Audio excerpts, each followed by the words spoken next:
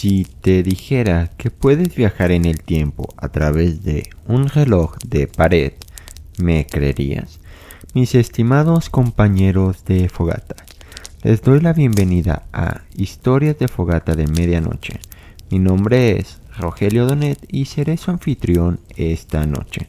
A lo largo de la historia hemos visto viajes en el tiempo usando artefactos geniales, sillas llenas de luces de colores, grandes máquinas donde uno entra, naves espaciales, correr a alta velocidad como Flash, usando el reino cuántico como en Avengers Endgame, una locomotora y la favorita de muchos cinéfilos, un DeLorean como en Volver al Futuro.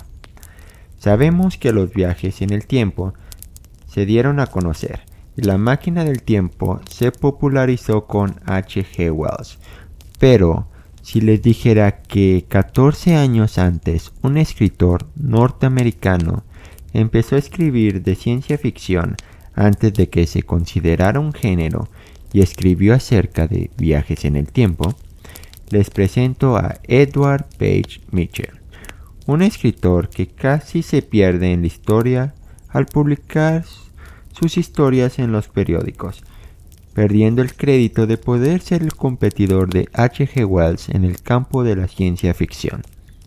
El día de hoy viajaremos al año de 1881, a una vieja casa donde nos encontramos un viejo reloj de caja alta, con pesas de plomo y una esfera blanca en forma de luna. Un reloj que no funciona, pero ¿qué tal si ese reloj fuera la llave a algo más extraordinario? Bueno, acompañemos a dos primos que experimentan con este reloj. Resulta que sus manecillas avanzan hacia atrás, llevándolos a un momento histórico en la Holanda del siglo XVI, donde la historia no solo se lee o se escucha, se vive. Así que miren sus relojes, porque en cuanto estos empiecen a avanzar hacia atrás, viajaremos en el tiempo para escuchar esta historia. El reloj que marchaba hacia atrás, de Edward Page Mitchell. Frente a la casa de mi tía abuela Gertrude, a las orillas del río Chipscott, había una fila de chopos lombardos. En su apariencia personal, mi tía se parecía asombrosamente a uno de esos árboles. Tenía el aspecto de anemia intratable que los distingue de las personas llenas de sangre. Era alta, de rasgos severos y extremadamente delgada. Su ropa habitual le colgaba del cuerpo. Estoy seguro de que si los dioses hubiesen considerado convenientemente imponerle el destino de Dafne, ella habría ocupado con calma y naturalidad su lugar en la fila sombría, un chopo tan melancólico como el resto. Algunos de mis recuerdos más tempranos se refieren a esa parienta venerable, viva y muerta. Formó parte importante de los acontecimientos que voy a relatar, acontecimientos que creo no tienen paralelo en la experiencia de la humanidad. Durante nuestras visitas periódicas a la tía Gertrude en Maine, mi primo Harry y yo solíamos elucubrar sobre su edad. Tenía 60 años o 6 veintenas. Carecíamos de información precisa. Podría haber tenido cualquier edad. La vieja dama estaba rodeada de antigüedades. Parecía vivir por completo en el pasado. En su breve media hora de comunicación, tomando la segunda taza de té, o en la piazza donde los chopos proyectaban sombras delgadas directamente al este, nos solía contar historias de sus supuestos antepasados. Digo supuestos porque nunca creímos por completo que tuviese antepasados. Una genealogía es un elemento estúpido. Aquí está la de mi tía Gertrude, reducida a su mínima expresión. Su tatarabuela, 1599-1642, era una mujer holandesa casada con un refugiado puritano, y que fue desde Leiden hasta Plymouth, en el barco Anne, en el año de Nuestro Señor de 1632. Esta madre peregrina tuvo una hija, la bisabuela de la tía Gertrude, 1640-1718. Llegó al distrito oriental de Massachusetts a principios del siglo pasado, y se la llevaron los indios en las guerras de Penobscot. Su hija, 1680-1776, vivió para ver a las colonias libres e independientes y contribuyó a la población de la naciente república, con no menos de 19 hijos fornidos e hijas hogareñas. Una de estas últimas, 1735-1802, se casó y se marchó con un capitán de Wiscasset que se dedicaba al comercio con las Indias Occidentales. Sufrió 2 naufragios, uno en lo que es ahora la isla de Seguin y otro en El Salvador. La tía Gertrude nació en San Salvador. Nos cansábamos mucho de oír la historia familiar. Quizá fuese la constante repetición y la despiadada persistencia con las que se taladraban en nuestros jóvenes oídos las fechas anteriores lo que nos volvió escépticos. Como ya he dicho, no confiábamos demasiado en los antepasados de la tía Gertrude. Parecían muy improbables. En nuestra opinión personal, las bisabuelas y abuelas y demás no eran más que un mito, y la propia tía Gertrude era la protagonista principal de todas las aventuras que se le atribuían, habiendo vivido siglo tras siglo, mientras las generaciones de sus contemporáneos seguían el camino de toda carne. En el primer rellano de la escalera cuadrada de la mansión se alzaba un alto reloj holandés. La caja tenía más de 2,5 metros de alto, de madera roja y oscura, que no era de caoba, y estaba curiosamente tareseado en plata. No era un mueble muy común. Hace unos 100 años floreció en la ciudad de Brunswick un relojero llamado Cary, un artesano trabajador y hábil. Muy pocas casas de buena familia de esta parte de la costa carecían de un reloj de Cary, pero el reloj de la tía Gertrude había señalado las horas y los minutos de 2 siglos antes del nacimiento del artesano de Brunswick. Ya funcionaba cuando William el Taciturno rompió los diques para alivianar a Leiden. El nombre del fabricante, Jan Lipperdam, y la fecha 1572 seguían siendo legibles en las anchas letras negras y cifras que atravesaban la esfera. Las obras maestras de Cary eran plebeyadas y recientes comparadas con este antiguo aristócrata. La alegre luna holandesa, creada para mostrar las fases sobre un paisaje de molinos y poldereres, estaba exquisitamente pintada. Una mano habilidosa había tallado el adusto adorno en lo alto, una cabeza de la muerte atravesada por una espada de doble filo. Como todos los relojes del siglo XVI, no tenía péndulo. Un simple escape Van Wyck gobernaba el descenso de los pesos al fondo de la caja alta. Pero los pesos jamás se movían. Año tras año, cuando Harry y yo regresábamos a Maine, nos encontrábamos las antiguas agujas del viejo reloj apuntando a las 3:15, como estaban la primera vez que las vimos. La luna gruesa colgaba perpetuamente en el cuarto creciente, tan inmóvil como la cabeza de la muerte que tenía encima. Había un misterio con respecto al movimiento silenciado y las agujas paralizadas. La tía Gertrude nos había contado que el mecanismo no había sido realizado sus funciones desde que un rayo entró al reloj y nos mostró un agujero oscuro en un lateral de la caja, cerca de la parte alta, con una grieta que se extendía hacia abajo durante casi 1 metro.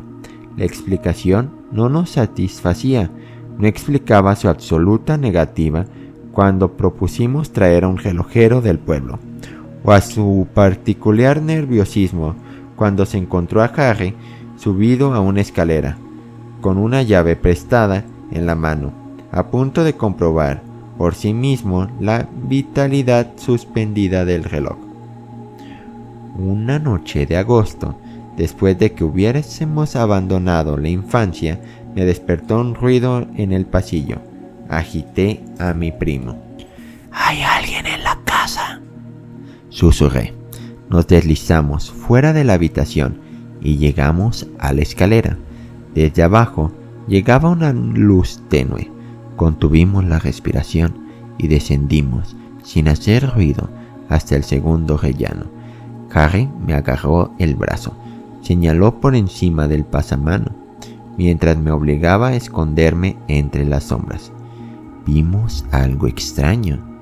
La tía Gertrude se encontraba sobre una silla frente al viejo reloj, tan espectral, vestida con el camisón blanco y el gorro también blanco, como uno de los chopos cuando se encontraban cubiertos por la nieve.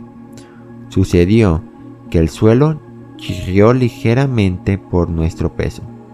Ella se volvió con un movimiento súbdito, mirando fijamente a la oscuridad, sosteniendo la vela hacia nosotros, de forma que la luz le caía por completo sobre el rostro pálido. Parecía muchos años más vieja que cuando le había dado las buenas noches. Durante unos minutos permaneció inmóvil, excepto por el brazo tembloroso que sostenía la vela en alto. Luego, evidentemente tranquilizada, colocó la luz sobre un estante y se giró de nuevo hacia el reloj. Vimos cómo la vieja dama sacaba una llave de detrás de la esfera y procedía a enrollar los pesos. Podíamos oírla respirar rápida e intensamente. Colocó una mano a cada lado de la caja y mantuvo el rostro cerca de la esfera, como si la sometiese a un exhaustivo escrutinio. Así se quedó durante un buen rato. La oímos emitir un suspiro de alivio, y en medio se volvió hacia nosotros durante un momento. Nunca olvidaré la expresión de total alegría en aquel momento que transformaba sus rasgos. Las manecillas del reloj se movían hacia atrás. La tía Gertrude colocó los 2 brazos alrededor del reloj y apretó la reseca mejilla contra él. Lo besó repetidamente, lo acarició de un centenar de formas diferentes, como si fuese un objeto vivo y amado. Lo toqueteó y le habló, empleando palabras que podíamos oír, pero no comprender. Las manecillas seguían moviéndose hacia atrás. A continuación, la tía se echó hacia atrás, girando de repente. El reloj se había detenido. Vimos su alto cuerpo bambolearse durante un instante sobre la silla. Alargó los brazos en un gesto convulsivo de terror y desesperación. Llevó la aguja de los minutos a su vieja posición en las 3:15 y cayó con fuerza sobre el suelo. El testamento de la tía Gertrude me dejaba sus acciones de banco y gas, propiedades, bonos de ferrocarril y demás, y le dejó a Henry el reloj. En su momento, considerábamos que se trataba de una división muy desigual, más sorprendente aún porque mi primo siempre había parecido ser el favorito. Medio en serio, realizamos un examen completo del antiguo reloj, golpeando la caja de madera en busca de compartimientos secretos e incluso sondeando el no muy complicado mecanismo de una aguja de tricotar para asegurarnos de que nuestra caprichosa pariente no hubiese ocultado algún codicilio u otro documento que transformase el aspecto del asunto. No descubrimos nada. Había una provisión testamentaria sobre nuestra educación en la Universidad de Leiden. Abandonamos la academia militar, donde había aprendido un poco sobre la teoría de la guerra y un montón sobre cómo permanecer de pie con el morro sobre los talones, y tomarnos sin falta un barco.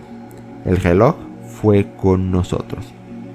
No muchos meses después, estaba establecido en una esquina de una habitación en la Brede Straat.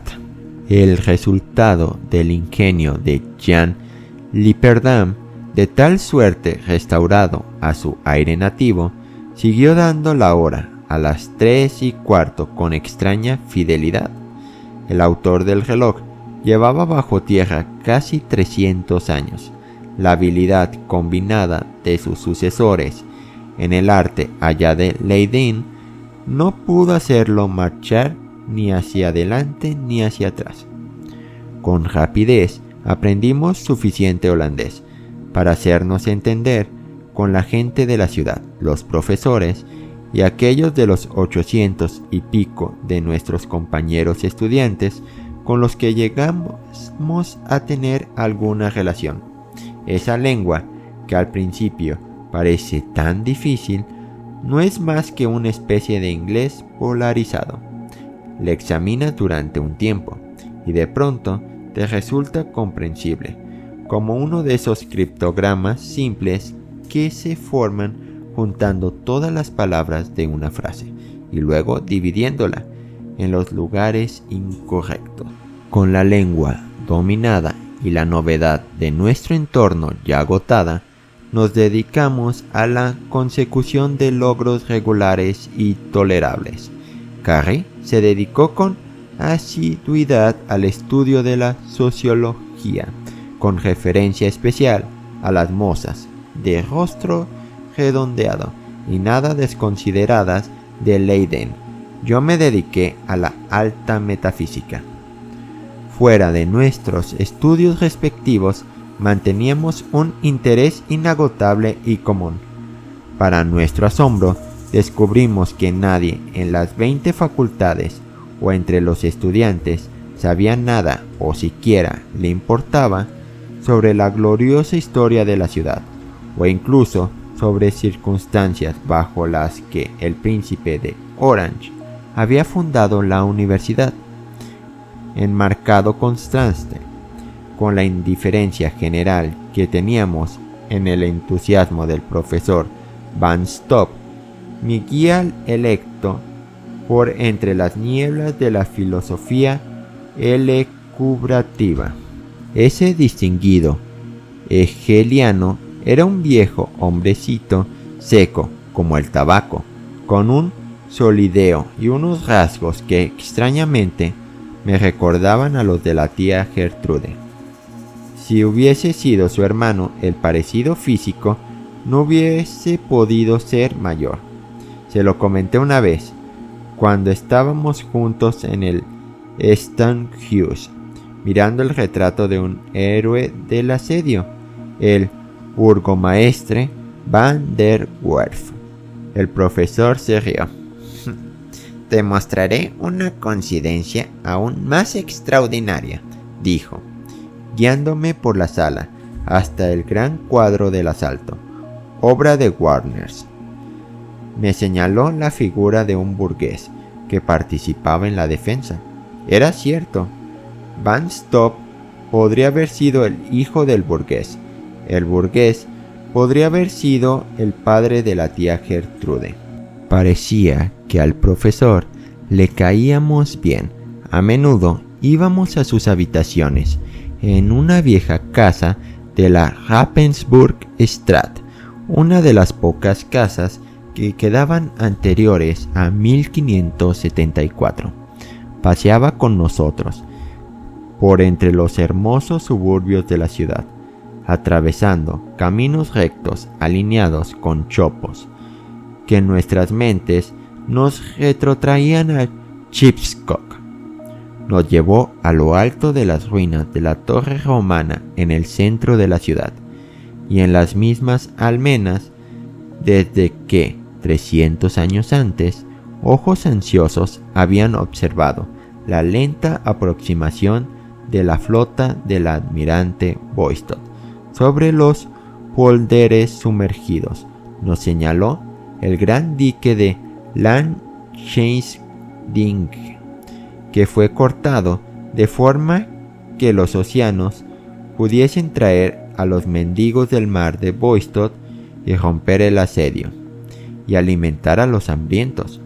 Nos mostró el cuartel general del español Valdés en Leidersdorf y nos contó cómo el cielo envió un violento viento del noreste la noche del 1 de octubre, haciendo que las aguas fuesen profundas allí donde habían sido poco profundas, y barriendo la flota entre Soeterwoude y Swieten hasta los mismos muros del fuerte de Lamen, el último punto fuerte de los sitiadores y el último obstáculo en el camino de socorro para los habitantes hambrientos.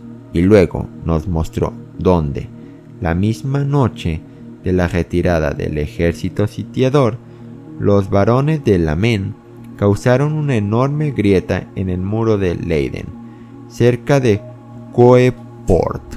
«Vaya», gritó Harry, emocionándose por la elocuencia de la narración del profesor. «Ese fue el momento decisivo del asedio». El profesor no dijo nada. Quedó en pie, con los brazos cruzados, mirando intensamente a los ojos de mi primo. «Porque», siguió diciendo Harry, «si no hubiese vigilado ese punto o la defensa hubiese fallado y con ella hubiese triunfado la grieta realizada por el asalto nocturno del Lamen. La ciudad habría ardido y el pueblo habría sido masacrado bajo los ojos del almirante Boistot y la flota de alivio. ¿Quién defendió ese punto?» Van Stop respondió lentamente, como si sopesase cada palabra. «La historia registra la explosión de la mina debajo del muro de la ciudad de la última noche del asedio. No ofrece la historia de la defensa ni da el nombre del defensor. Sin embargo, no ha habido un hombre con una carga más tremenda que la que el destino arrojó sobre ese héroe desconocido. Fue el azar el que lo lanzó a encontrarse con ese peligro desconocido. Considera alguna de las consecuencias si hubiese fallado. La caída de Leiden habría destruido la última oportunidad del príncipe de Orange y de los Estados Libres. Se habría restablecido la tiranía de Felipe. El nacimiento de la libertad religiosa y el autogobierno del pueblo se habría retrasado. ¿Quién sabe por cuántos siglos? ¿Quién sabe si habría habido o habría podido haber una República de Estados Unidos de América si no hubiese habido una Holanda unida? Nuestra universidad, que ha dado al mundo a Grotius, a Scaliger, a Arminius y a Descartes, fue fundada a consecuencia de la exitosa defensa de nuestro héroe. Le debemos el presente del que disfrutamos. No, le debéis vuestra misma existencia. Vuestros antepasados venían de Leiden. Esa noche, él se interpuso entre sus vidas y los carniceros del exterior. El pequeño profesor se alzaba junto a nosotros, un gigante de entusiasmo y patriotismo. Los ojos de Harry empezaron a relucir y se le enrojecieron las mejillas. Ir a casa, muchachos, dijo Van Stop, y agradecer a Dios que mientras los burgueses de Leiden miraban hacia Soetterwoude y la flota, había un par de ojos vigilantes y un corazón valeroso en el muro de la ciudad, justo tras de la Quaeport. La lluvia golpeaba las ventanas una noche de otoño de nuestro tercer año en Leiden, cuando el profesor Van Stop nos hizo el honor de una visita a la Brigstraat.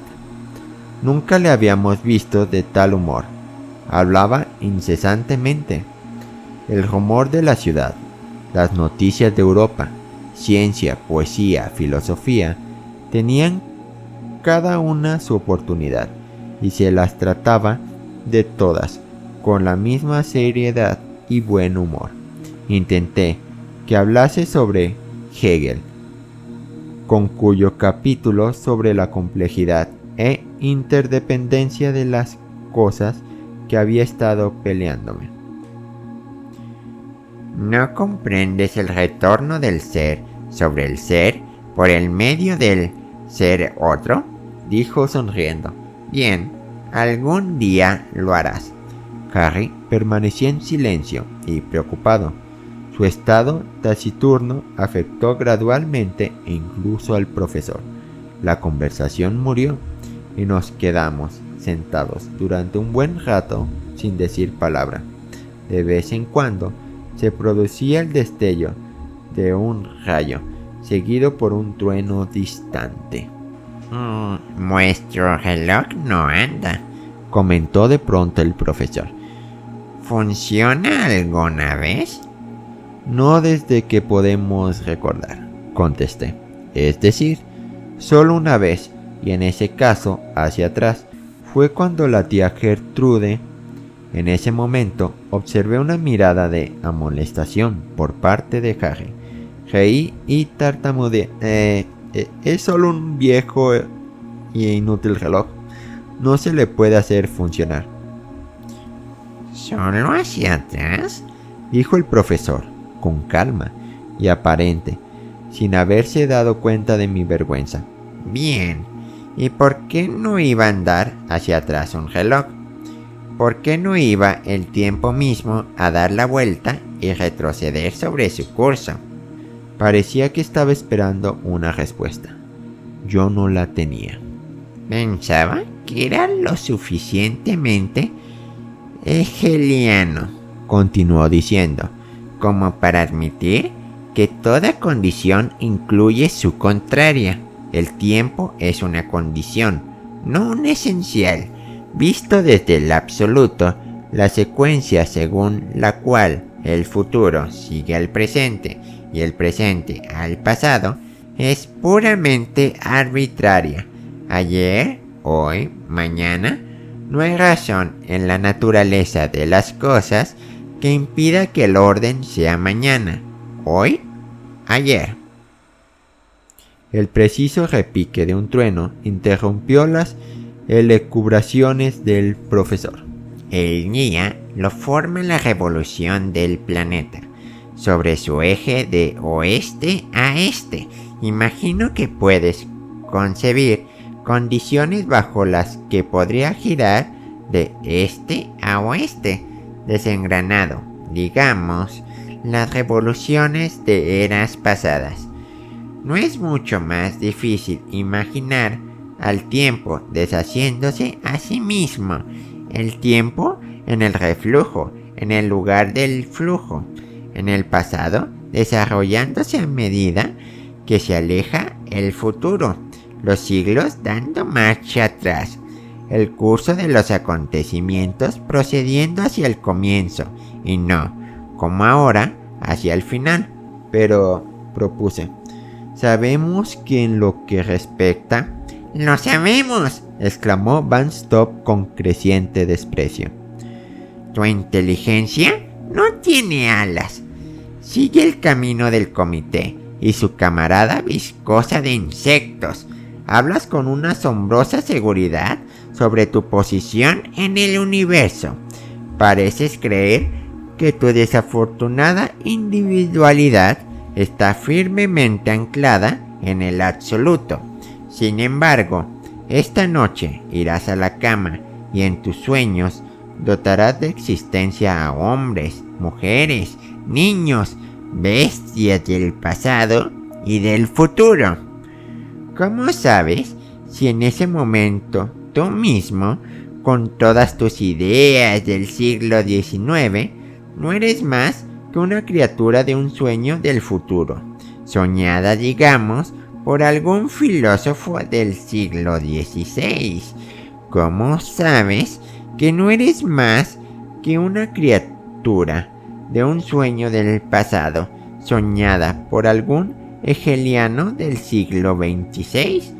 ¿Cómo sabes, muchacho, que no te desvanecerás en el siglo XVI o en el 2060, en el momento en que el durmiente despierte? No había respuesta posible, porque era pura metafísica. Harry bostezó. Yo me levanté y me acerqué a la ventana. El profesor Van Stop se acercó al reloj. «Ah, mis niños», dijo, «no hay una progresión fija en los acontecimientos humanos. El pasado, el presente y el futuro están entretejidos en una red inextricable. ¿Quién podría afirmar que este reloj no tiene derecho a marchar hacia atrás?» Un trueno agitó la casa. Teníamos la tormenta sobre nuestras cabezas. Cuando el resplandor cegador hubo pasado, el profesor Van Stop estaba de pie, subido a una silla, frente al reloj. Su rostro se parecía más que nunca al de la tía Gertrude. Se encontraba en la misma posición que ella en aquel último cuarto de hora cuando le vimos dar cuerda al reloj. La misma idea se nos ocurrió a Harry y a mí. «¡Aguarde!», gritamos, al ver que comenzaba a dar cuerda al reloj. «Podría significar la muerte si...». Los rasgos cetrinos del profesor relucían con el mismo extraño entusiasmo que había poseído tía Gertrude. «¿Cierto?», dijo. «Podría significar la muerte, pero podría ser el despertar, pasado, presente, futuro, todo entretejido. La lanzadera se balancea de un lado a otro, hacia adelante, hacia atrás». Había dado cuerda al reloj. Las manecillas giraban alrededor de la esfera, de derecha a izquierda, con una inconcebible rapidez. Nosotros mismos parecimos quedar atrapados en el giro. Las eternidades parecían contraerse en minutos, mientras vidas enteras se consumían con cada segundo. Van Stop, con ambos brazos extendidos, se tambaleaba en la silla. La casa se agitó de nuevo bajo un tremendo trueno. Al mismo instante, una bola de fuego, dejando una estela de vapor sulfuroso y llenando la habitación de luz cegadora, pasó sobre nuestras cabezas y golpeó el reloj. Van Stop estaba postrado. Las manecillas habían dejado de moverse. El rugido del trueno sonó como un fuerte cañonazo. La luz del destello apareció como una luz firme de una conflagración. Con nuestras manos sobre los ojos, Harry y yo corrimos hacia la noche. Bajo un cielo rojo, la gente corría apresuradamente hacia el St. Hughes. Las llamas en dirección hacia la torre romana nos indicaron que el corazón de la ciudad estaba ardiendo. Los rostros de los que vimos estaban cansados y demacrados. De todas partes escuchábamos frases de queja y desesperación. «Carne de caballo de 10 chelines la libra», dijo una. «Y pan de 16 chelines». «En efecto, pan», respondió una anciana. Ya he pasado 8 semanas desde la última vez que tomé un mendrugo. Mi nietecito, el tullido, murió anoche. ¿Sabes lo que Gerke Beske, la lavandera? Se moría de hambre. Se le murió el bebé, y ella, y su hombre. Un cañonazo más intenso interrumpió esa revelación. Vagamos en dirección a la ciudadela de la ciudad, dejando atrás algunos soldados aquí y allá, y a muchos burgueses con rostros sombríos bajo los sombreros de fieltro y alas anchas. Hay pan de sobra, allí donde está la pólvora, y también el perdón total. Esta mañana, sobre los muros, Valdés proclamó otra amnistía. Una muchedumbre ilusionada rodeó de inmediato al que hablaba. ¡Pero la flota!, gritaban. La flota está atascada en el polder de Greenway. Boisot puede volver su único ojo hacia el mar, esperando el viento, hasta que el hambre y la peste se hayan llevado al último hijo de las madres.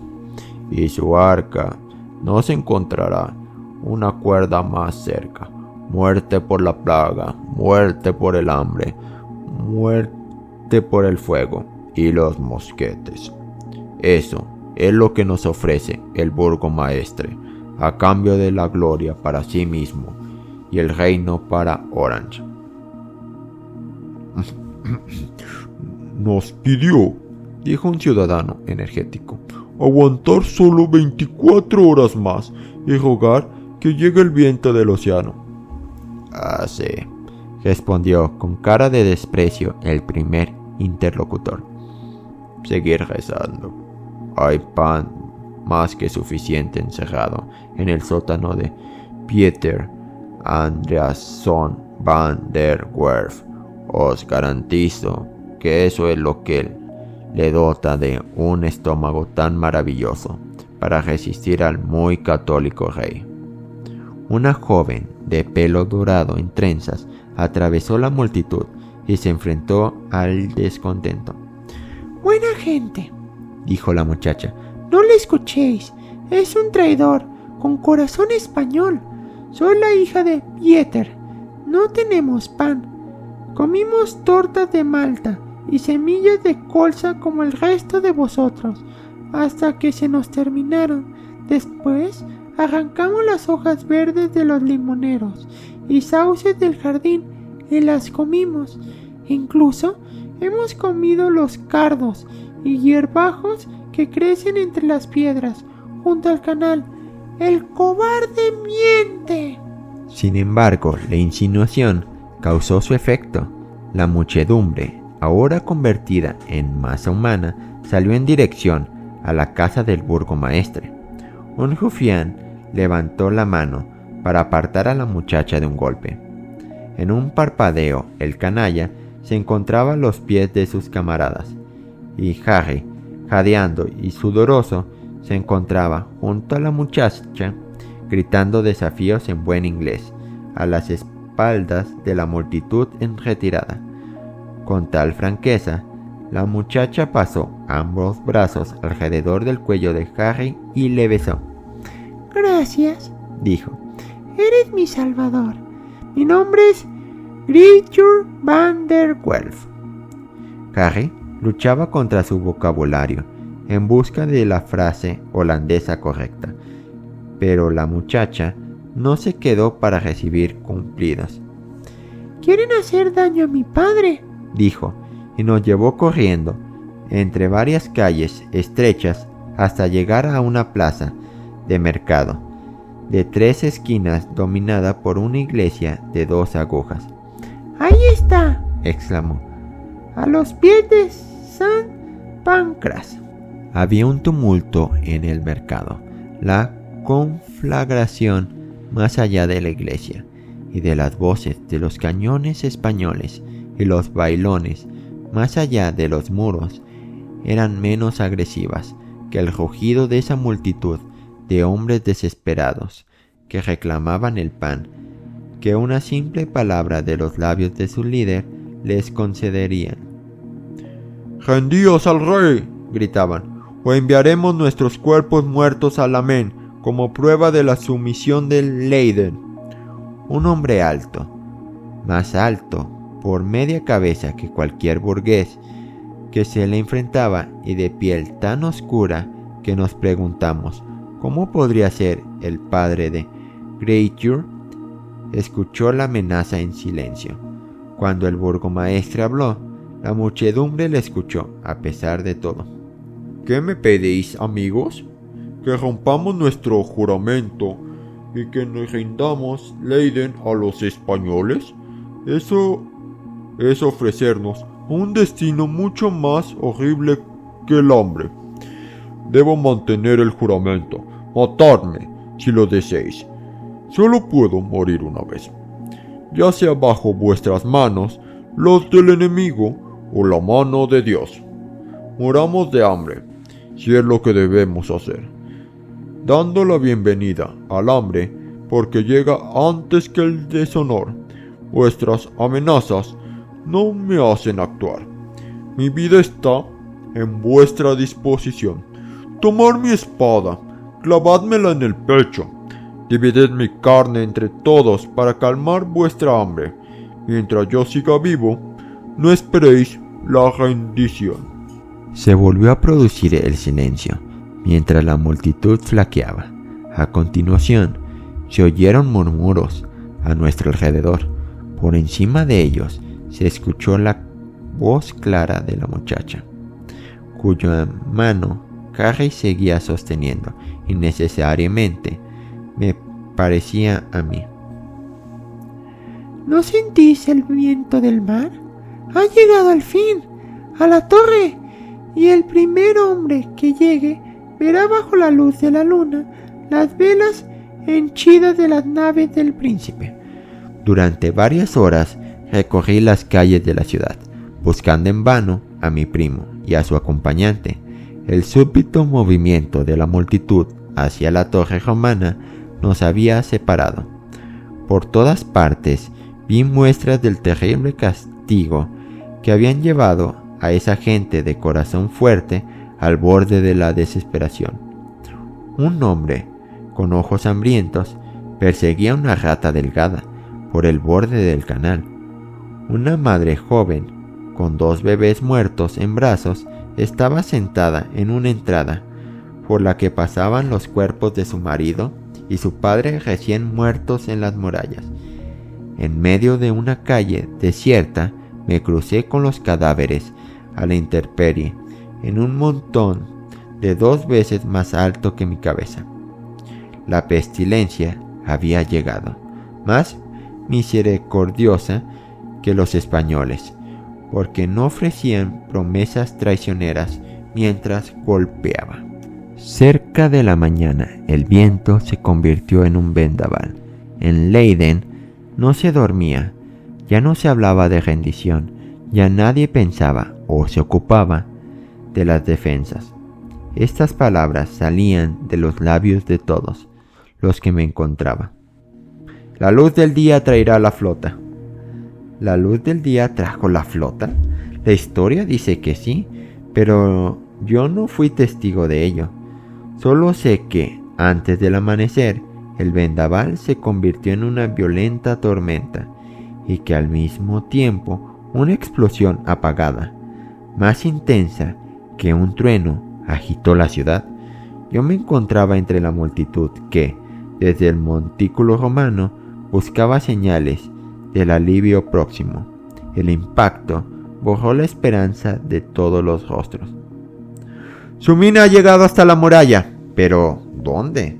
Adelanté hasta encontrar al burgomaestre, que se encontraba de pie entre el resto. ¡Rápido!, susurré. Está más allá de la Queport y a este lado de la torre Borgoña. Me miró con ojos inquisitivos y luego se puso en marcha, sin realizar ningún intento por apaciguar el pánico general. Yo le seguí de cerca. Fue una carrera de casi media milla hasta la muralla en cuestión. Cuando llegamos a la Queport, esto fue lo que vimos. una gran abertura donde había estado la muralla, abriéndose a los campos pantanosos del otro lado. En el foso, fuera y abajo, una confusión de rostros alzados, pertenecientes a los hombres que habían luchado como demonios para lograr la brecha y que ahora ya tanto ganaban algunos centímetros como se veían obligados a retroceder. Sobre la muralla destrozada, un puño de soldados y burgueses, formando una muralla viva donde se había fallado la piedra. Quizás un puñado doble de mujeres y niñas, sirviendo piedras a los defensores, hirviendo agua en cubos, junto con brea, aceite y cal apagada, algunas de ellas tejiendo lazos alquitranados y ardientes alrededor de los cuellos de los españoles en el foso. Mi primo Harry guiaba y dirigía a los hombres. Gertrude, la hija del burgomaestre, animaba y inspiraba a las mujeres. Pero lo que me llamó la atención más que nada fue la frenética actividad de una pequeña figura vestida de negro, quien con un enorme cucharón hacía llover plomo fundido sobre las cabezas del grupo asaltante. Al volverse hacia la hoguera y el hervidor que le suministraba la munición, sus rasgos quedaron visibles a la luz. Lancé un grito de sorpresa. El que manejaba el plomo fundido era el profesor Van Stop. El burgomaestre Van der Werf se volvió al oír mi súbita exclamación. ¿Quién es?, dije. ¿El hombre junto al hervidor? Ese, respondió Van der Werf. es el hermano de mi esposa, el relojero Jan Lipperdam. El asunto de la brecha terminó casi antes de que pudiésemos evaluar la situación. Los españoles, que habían derribado el muro de ladrillo y piedra, descubrieron que la muralla de vida era impenetrable. Ni siquiera pudieron mantener la posición en el foso. Fueron expulsados hacia la oscuridad. Yo sentía un dolor agudo en el brazo izquierdo. Algún proyectil perdido debía haberme quedado mientras contemplaba la lucha. ¿Quién ha sido encargado de esto?, exigió el burgomaestre. ¿Quién ha mantenido la vigilancia hoy, mientras el resto de nosotros dirigíamos los ojos idiotas hacia el mañana? Gertrude Van der Werf se adelantó orgullosa, guiando a mi primo. Mi padre, dijo la muchacha. Él ha salvado la vida. Eso significa mucho para mí, dijo el burgomaestre. pero no es todo. Ha salvado Leiden y ha salvado a Holanda. Yo empezaba a marearme. Los rostros que me rodeaban me parecían irreales. ¿Por qué estábamos con esta gente? ¿Por qué el trueno y el rayo continuaban por siempre? ¿Por qué el relojero, Jan Lipperdam, vuelve siempre hacia mí con el rostro del profesor Van Stop? Harry, dije, regresa a nuestras habitaciones. Pero, aunque me agarró la mano con cariño, su otra mano todavía sostenía la de la muchacha y no se movió. A continuación, la náusea se apoderó de mí. Me daba vueltas la cabeza y la grieta y sus defensores se desvanecieron. 3 días más tarde estaba sentado con el brazo vendado en mi asiento habitual en la sala de lectura de Van Stop.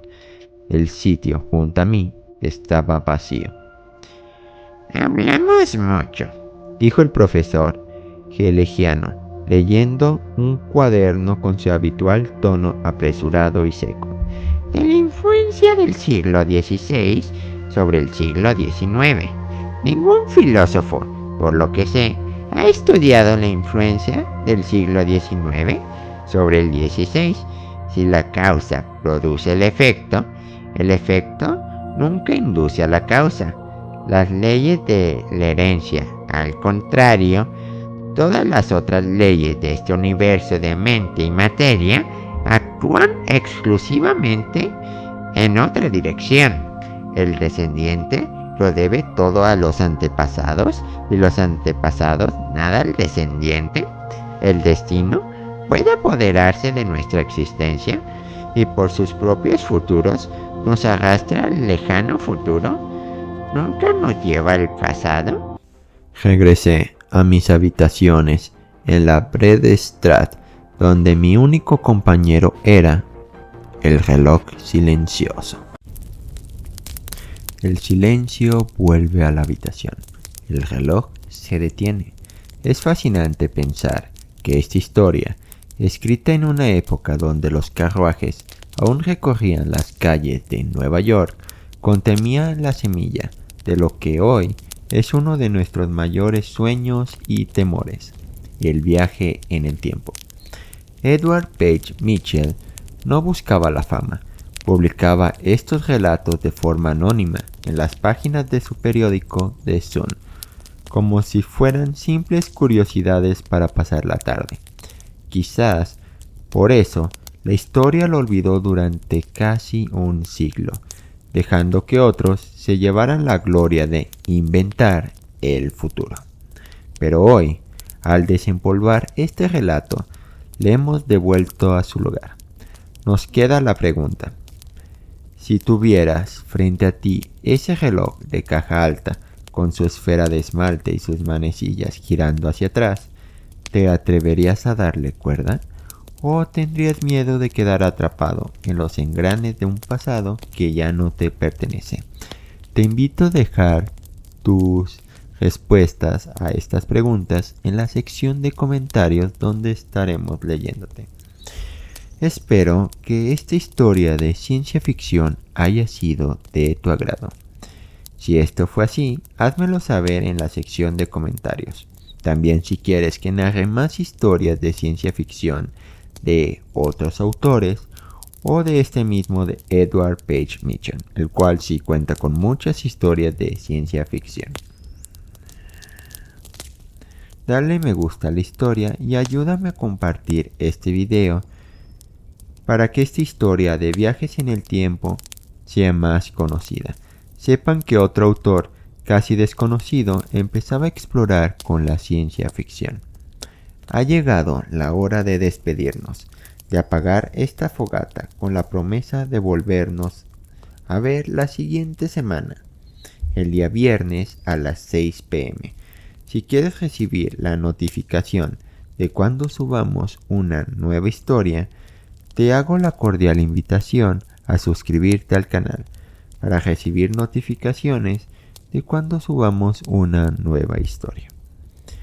Y ya para despedirnos, recuerda la frase del Dr. Emmett Brown de Volver al Futuro 3.